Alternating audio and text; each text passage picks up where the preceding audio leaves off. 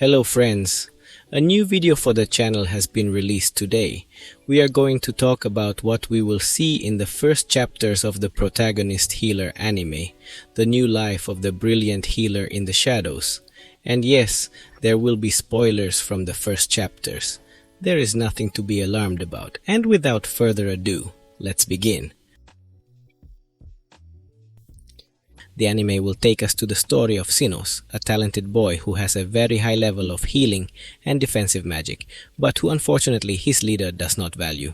Rather, he does not have the slightest idea of Sinos' level, so he kicks him out of the group saying that he no longer needs it. More breasts is just a hindrance to the group, a useless one, in the words of the leader. And now that the group is recognized by the nobility for their great exploits and for being a strong group, they don't need our protagonist anymore because he could bring bad reputation. It comes from the slums. In this world, there is a strong social hierarchy where there is no room for the poor. Well, our ball tries to explain that it is quite the opposite, that the group is strong thanks to the fact that every mission they had was ahead of them by casting healing spells before their companions were injured. In addition to the brute force coming from the power-ups he threw, he also put shields on to avoid deadly blows. Of course, the leader doesn't believe him at all because most healers start chanting when the person is injured. It's absurd for someone to instantly heal the leader just by giving him a gold coin. The protagonist is not given it for his work and effort, but rather for his silence. The leader doesn't want infamous rumors that a poor slum man was in such an incredible group. Now he eats dinner with nothing else to do. He doesn't give up. He doesn't lose heart. He knows very well the effort and dedication he put in to reach the level he is at right now. Going aimlessly, he encounters a problem. A little elf that escaped from them has been badly injured by kidnappers. We offer you a deal. Buy it with the gold coin you had. They, seeing the opportunity, accepted the little elf. He wouldn't survive that wound anyway. That's what they thought, but to make us that wound is nothing more than a simple scratch, easy to heal so much so. Will a new member join our protagonist's future? Now he finds us in trouble because he doesn't know what to do. One, because he is poor. Even if he wanted to be an adventurer, he wouldn't have the money to join the guild at that time. Marhua already has the solution. A poor lizardman enters the tavern where Sinos was injured. Seeing the wound, Sinos decides to heal it by his own instinct, but something changes. The subject decides to give him pay for such excellent work. He had never seen such a good healer. For SE, it was the second time in which they value his work, unlike his group who never wanted it. Without waiting any longer, we decide that he will open a clinic secretly, illegally in the shadows. Because he is poor, he cannot afford a healer's license or pay any rent. Much less will you be able to register the business, but no problem. The solution lies outside, beyond the slums, ghost towns destroyed by plagues and diseases. Luckily, they find a decent enough place to set up the clinic. The bad thing is that he already owns a wraith. Wraith in this world are beings of the highest level, which for Sinos is nothing. He has annihilated hundreds of those monsters in his old group's missions. That's not honest enough, so I ask the wraith to kindly occupy the downstairs. The spectre disagrees. Thus begins an epic fight where our protagonist has them all to win. Anyway, waifu doesn't give up. As the days pass, there is no business. The little elf loses her spirits, but not breasts. He trusts and boom that the first clients arrive. And it is nothing more and nothing less than Lesserman he had healed before. Only this time he brings his sister a slumdog, Gallowin Sophia, a leader of the Lesserman gang of thieves. Like him, she also has a serious wound on her arm, but much worse. The only solution, amputation. The arm is almost dead. Sophia accepts the fate of her arm. Although there is a problem, we are asked for 1,000,000 for the work. The tension rises. The brothers are disgusted. The value is very high. It is a great theft, and they know very well about theft. It's not over for us. It's not just cutting off an arm, but making a new one. Your brothers are incredulous. They had never heard of a healer who would do that to us. It's no wonder he thinks any healer could do it. Anyway, the very high pay is not because of the new arm, but because of the fatigue caused by the operation. We are determined never to work for free again. After that, he gains Sophia's trust. A new waiful joins the family. This is good for making friends with us. People from Sophia come recommended to the clinic. It earns a good reputation. Before continuing, could you give me your like and share the video, since this helps me a lot and I would thank you with all my heart. Well, let's move on. This is just getting started. In the slums, there are three factions of semi-humans, the Lizardmans led by Sophia, the tribe of orcs, and the werewolves. The three factions have always been in constant conflict. This led to the wolf faction paying a visit to our protagonist. A new waifu arrives, Linga, leader of the werewolf faction.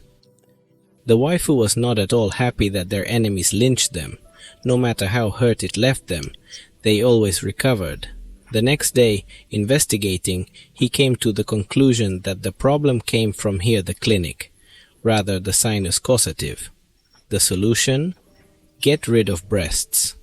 Which did not turn out. Linga and her people were able to do the slightest damage to our protagonist, seeing that no matter how much they attacked, he was always unharmed.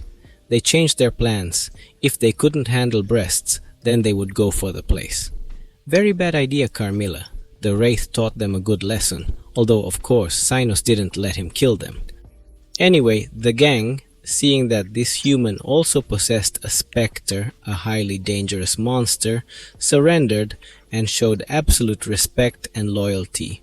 A new client has already joined. Only one faction was missing, that of the orcs, which later appeared. Only this time they wanted us to accompany them to their base, a home consultation, so to speak. The problem turned out to be simple. The leader of the orcs turned out to have accidentally eaten an explosive mana stone. This prevented Loey from moving freely. We thought he was just playing, saying he just had to wait for him to come out back. Loey mentioned that it wasn't possible because he had bitten it, breaking the stone a little, and any movement would make it explode. Louis thought she was dead before she blew up. He wanted to leave his valuable treasure to someone who was good. Breasts. Understanding the situation, he did not want to take advantage. He only solved the problem, cut his stomach, and removed the stone, which was then activated without receiving any damage. Again, he gained another waveful and clientele. Over time, the eggs spent some days of the week with Sinus, until the day of conflict came. The three factions could no longer share the same man. The quarrels did not lead to anything. There were no winner or loser Sinus. He cured them regardless of your faction. Did the three bands agree on a day where they would fight to the death for breasts? Of course, our protagonist did nothing to stop them. On the contrary, he encouraged them to give everything they had to give in the fight.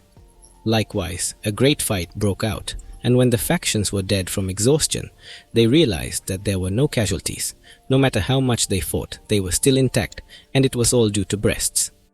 Who healed them instantly when they were hurt, the three bands understood after so long fighting, and by venting with fists, they decided to put an end to their indifference. Now the slums became one, only thanks to a single man breasts. This truce brought trouble to the nobility. They feared the slums would reveal themselves to royalty, and internal war might come upon them. They couldn't allow it, so they sent the deputy commander of the King's Guard, Lady Iron Ross, to solve the problem. Kill mediator Sinus. Lady Iron Ross walked into the slums and felt the mood change. The three races lived together in harmony. He wanted to get information from the Prota, but he didn't get it. None of them turned out to be a snitch. This wouldn't stay that long to look for. By chance, she found the El Mediador breast clinic. However, she was just looking for shelter. She even mistook him for a child kidnapper, Lady Aaron Ross was previously investigating a criminal group that engaged in child kidnapping. She thought breasts was one of them, but it was all a misunderstanding. If the protein was strong enough, he would surely be badly hurt. After settling the misunderstandings, it turned out that the waifu has somewhat adorable weaknesses. Lady Iron Rosk asked us to keep her in her house for a while so that she could investigate the whereabouts of the mediator, the spawn of evil, without knowing that she has him before her. She is also made known to us because they call her the fearsome Iron Rosk, a sad story in which his mother is the protagonist. His mother, who came from a good family, was generously dedicated to distributing food in the slums. Lady Iron Ross really admired her mother's good gesture. Until one day the mother could no longer return, a guy trying to steal her wedding ring took her life. That caused Iron Ross to lose his smile and become obsessed with justice. The world needs a hero, and she would be one so that no one else will have the same thing happen to her again. Iron Rost wondered why a man as talented as Sinos was in the slums. With his talent for protection, he could easily work for royalty. Sinos could only avoid the questions. We were asked as much as possible to ensure that the waifu will only stay for a short time.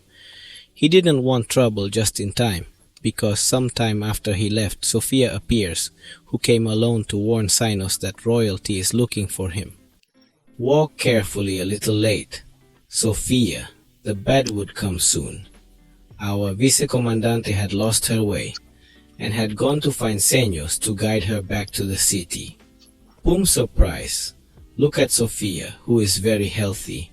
All his wounds that he had caused him before are healed. Impossible for a big lawsuit to be organized.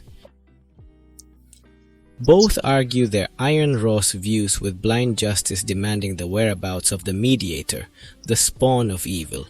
People like you shouldn't be free out there. They have to pay for their misdeeds in the slums. There will always be crime. While Sophia, with a burlesque laugh saying, there will always be a rotten egg, royalty only looks at their own benefit and blame everything on the poor for the simple fact of being poor. Royalty even created a corrupt social hierarchy that only benefits them. The case that investigated the kidnappings of the children involves a nobleman, while they use the various underlings as a cover, sending their guards to waste time. They can freely hide the children in their large mansions and the guy they call mediator. The spawn of evil is only a good person who brought peace between the factions. He does not judge your race, your status. He will treat you equally, not like the nobles you defend so much. She even gives him the name of the nobleman responsible for the kidnappings, a highly respected man who has made countless donations to orphanages. Who could suspect him? This really got to Lady Iron Ross. Needless to say, she just walks away bitterly. She can't believe it yet. He goes straight to investigate the nobleman's mansion, which is very protected for someone not so important of royalty. The bad thing is that it goes without any direct support to the mouth of the wolf. Let's hope the protagonist arrives in time. Well, friends, I leave it more or less here. I'm sure I told you at least 3 chapters of the anime and took everything from the manga. Although its origin is from a light novel, let's hope the animation studio adapts it well. Also, I'm sure it will be unanimously entertaining season. If you want to know more because I'm telling you that I didn't mention the old group of breasts, when they realize that without him they are just a group of weaklings, they will surely run after him, which will be very satisfying to watch. Anyway, the premiere of the anime is scheduled for April 3 of this year in Japan, and as usual, after 1 or 2 hours it will premiere on Crunchyroll. Without further ado, Trisal Otaku says goodbye.